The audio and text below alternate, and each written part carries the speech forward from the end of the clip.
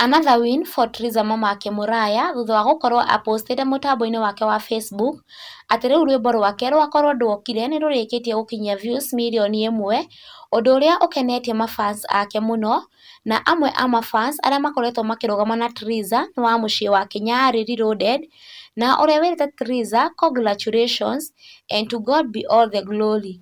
Indeed, Hannah ndangĩrĩra rĩngĩ ma.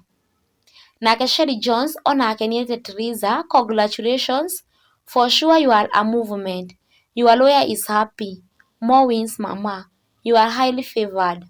Acio nĩ amwe a mafans arĩa magĩcongratulĩtĩte Triza gatagatĩ ka angĩ aingĩ, and once more congratulations Triza.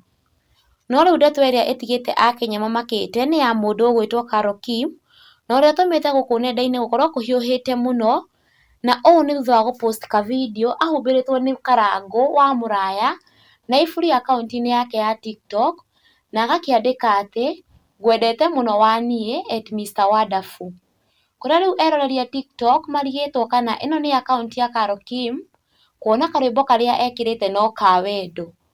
Na rĩu aingĩ ao nĩ marikĩte comment section-inĩ na kũmũtũngia motaro na irumi, amwe ao marĩ ta Home Dreadlocks and Beauty Spa akimwĩra atĩ do you know wewe ni kifo kwa hii boma, huyo si bwana yako, ni bwana ya wenyewe, na uchunge sana cause huendi mbali, sio yeye unapenda, ni pesa yake, sema ukweli.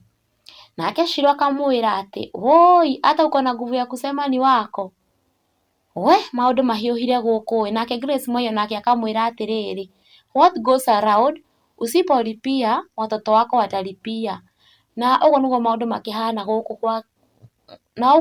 makĩhana gũkũ mwĩroreri wa Kikuyu Hot News TV. Thiĩ na mbere na gũ-subscribe, kũ-like, gũ-share na gũ-comment nĩgetha ũgakorwo ũrĩ wa mbere kũmenya marĩa marathiĩ na mbere na gũkunũka matanamenywo nĩ mbarĩ ya Nyamenya makorwo makĩgagaya.